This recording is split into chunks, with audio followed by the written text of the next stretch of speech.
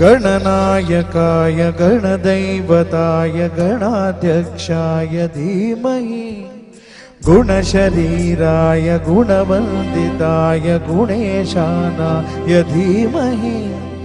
गुणाधीताय गुणाधीशाय गुणप्रविष्टाय धीमहि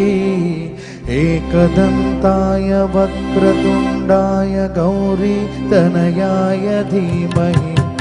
गजेशानाय भालचन्द्राय श्रीगणेशाय धीमहि